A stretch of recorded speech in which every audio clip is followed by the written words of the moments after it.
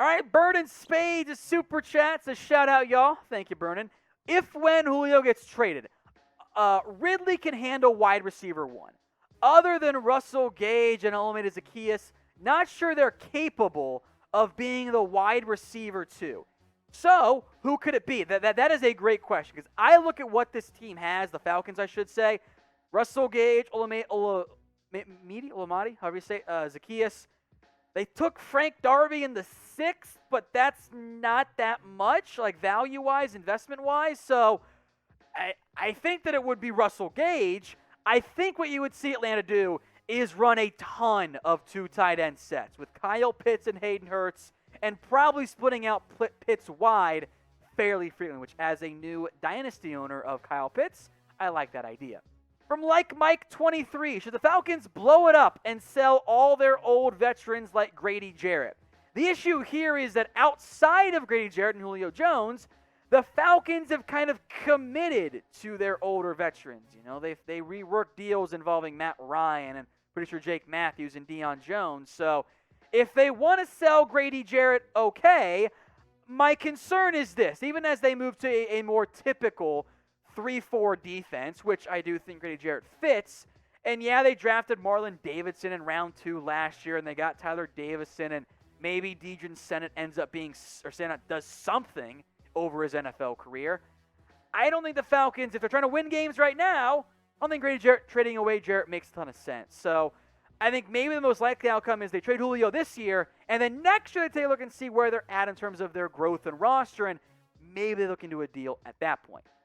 My caps are on. Oh, you're just trolling me, I think, at this point. Will Kyle Pitts be the focal point on offense? So you're talking about Kyle Pitts, drafted number 4 overall by the Atlanta Falcons, and do I think he's going to be the focal point? I mean, I'm actually going to say maybe. If I had to bet my money, I'm going to go with Calvin Ridley just because he's been on the team a little bit longer. He's going to be the new number 1 wide receiver there once Julio Jones is traded. But, I mean, you also kind of saw the turntables a little bit last year, right?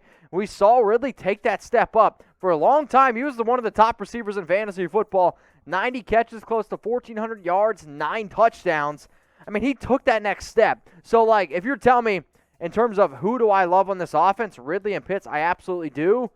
But it's very difficult for a tight end to take that step in year 1. It usually takes a year or 2. But maybe I'm wrong. Let me know, who's the focal point in the Atlanta offense? If you believe it's going to be Calvin Ridley, I want you to type R. If you think it's going to be Kyle Pitts, go down in the comments section and type P. If you think it's going to be somebody totally different, maybe it's the new running back Mike Davis. Maybe, I don't know. I'll tell you what, though. Mike Davis, he's got some thighs on him. Did you guys see the picture of him and his thighs? Incredible. Skies out, thighs out for Mike Davis. RP or O, if you just want to run the RPO in Atlanta, maybe that's the way to do it. I'm going to go ahead and type my R, though, for Ridley.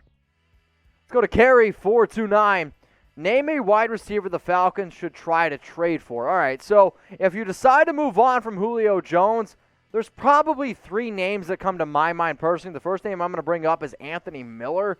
The reason is because Chicago's been trying to get rid of Miller for quite some time now. He had 49 catches last year, 485 yards, 2 touchdowns.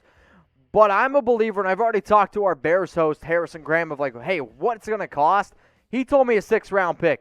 6th-round pick for Anthony Miller, the guy who I liked a lot coming out of Memphis. I would do it. Another receiver to keep in mind is Christian Kirk. They have a lot of bodies there. And let's just say Larry Fitzgerald does want to come back. I mean, that's another person that Kirk's going to have to end up competing with. He's probably the 4th best receiver right now in this offense, so only 24 years old, somebody to keep in mind. The last name I'm going to bring up here is Jamison Crowder.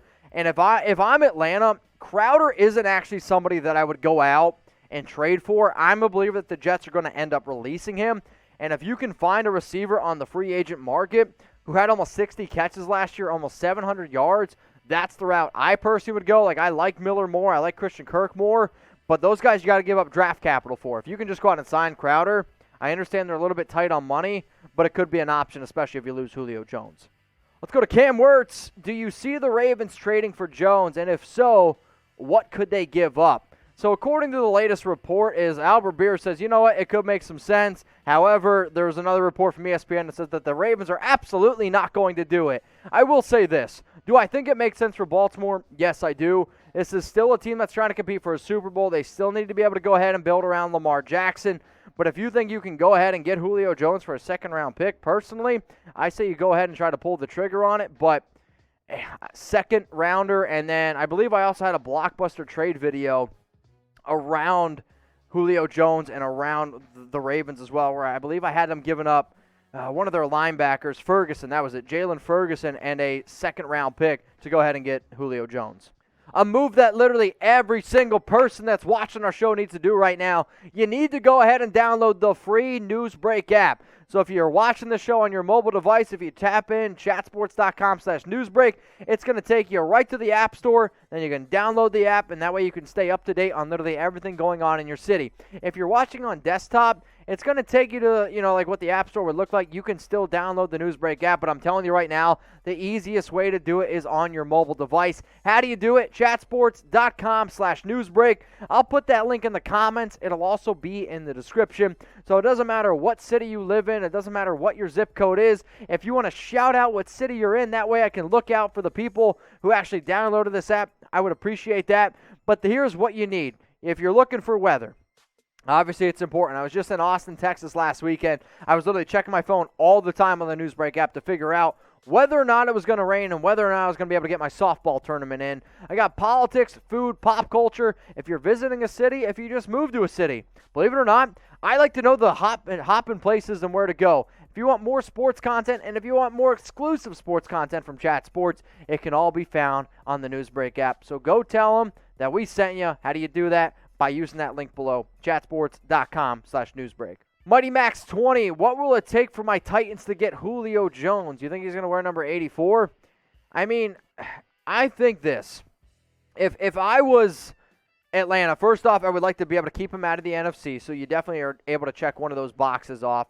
They've done a very good job recruiting.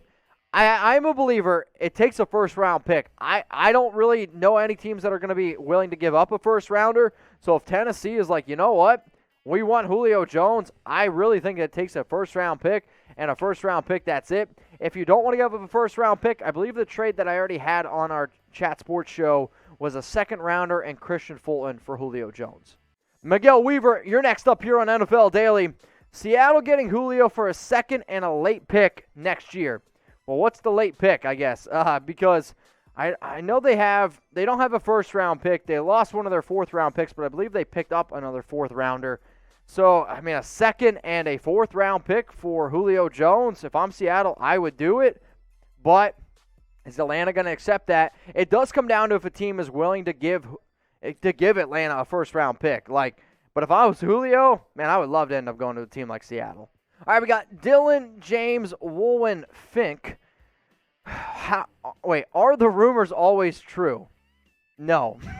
In this case, are the Ravens' back-and-forth days have been reported, interested, not interested in Julio Jones' deal? What's Lamar's potential? I mean, Lamar's potential we've already seen is MVP caliber. In terms of Julio Jones, you're right. I mean, it's topsy-turvy. It's they are interested, they aren't interested. It's one of those things where I believe if you have a chance to go out and get Julio Jones, if you're any NFL team, you go ahead and try to do it. I mean, I think you're dumb if you don't try to do it, especially if it doesn't cost a first-round pick. But are rumors always true? No. That's why they're called rumors. Let's go to Hockey Wizard. What's up, my man? With Diggs, that's another guy that's going to be top 5. With Diggs restructuring his contract, does that mean the Bills are going to target Julio or just trying to make money for an Allen extension? I think the Bills would actually be a dark horse candidate to go out and get Julio Jones. I mean, it'd be a fit that I personally would want to go to because if I'm Jones, I'm trying to win right now. The Bills are definitely going in that direction. However, you mentioned at the end of your comment, it's them preparing to go out and extend Josh Allen because if I'm the Bills, I am also trying to extend Josh Allen before the Ravens extend Lamar Jackson because the longer you wait, the more expensive it gets. And if I can do it in a year where the cap's a little bit lower, because, again, the cap's going to go up next year, you do it right now. So I believe that's the biggest reason why they move some money around for Stephon Diggs.